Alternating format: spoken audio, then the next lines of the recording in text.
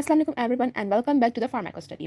आज जो हम पढ़ने जा रहे हैं वो है एक क्लिनिकल केस स्टडी और वो बहुत इंपॉर्टेंट क्लिनिकल केस स्टडी है। क्यों? क्योंकि ये एक सीकेड है, यानी कि क्रॉनिक किडनी डिजीज़ के पेशेंट की जो है वो एक केस स्टडी है। अच्छा, इसमें खासियत क्या है? क्योंकि हम जो है यहाँ पर अभी जो पढ़ने जा रहे हैं वो है विटामिन्स के पर्सपेक्टिव से। ये बहुत ही सेंसिटिव और बहुत ही आप समझे कि ये इग्नोर्ड टॉपिक है, क्योंकि विटामिन्स बिल्कुल जो है वो आप समझे कि इस तरह से दिए जाते हैं लोगों को जैसे इनका कोई नुकसान ही नहीं है और हर पर्सन के लिए ये बिल्कुल सेफ है। लेकिन ऐसा नहीं है, क्योंकि जो क्रॉनिक किडनी डिजीज़ के पेशेंट्स होते हैं उनमें हर विटामिन की कमी नहीं होती, बल्कि कुछ ऐसे विटामिन्स हैं जिनमें अगर आप उनको दे देंगे तो उनको टॉक्सिसिटी भी हो सकती है और उनका डोज बहुत मैटर करते हैं। जैसे कुछ विटामिन्स, जैसे विटामिन सी खास तौर पे, उसको बिल्कुल ही समझा जाता है जैसे वो हार्मलेस विटामिन है और आप उसको कितनी भी डोज पे दे दो तो कोई इशू नहीं, लेकिन उसके भी नुकसानात हैं। तो आज हम लोग पढ़ने जा रहे हैं कि किस तरह से जो है वो एक क्लिनिकल केस स्टडी जो है वो हमारे पास आती है, जैसे एक पेशेंट हमारे पास आता है और हम उसको किस तरह से जो है वो डील करते हैं।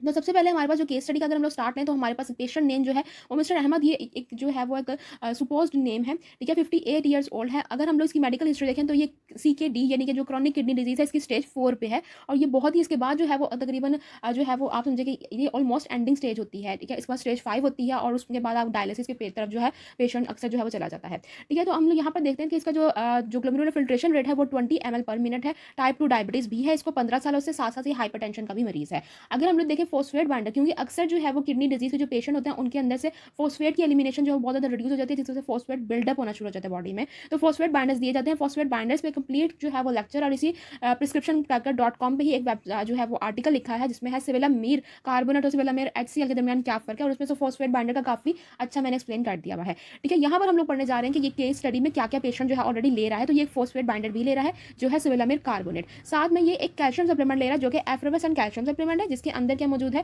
कैल्शियम लैक्टेट ग्लूकोनेट मौजूद है 1000 mg, ठीक है ना। कैल्शियम कार्बोनेट मौजूद है 327। विटामिन डी जो है वो 4000 इंटरनेशनल यूनिट है।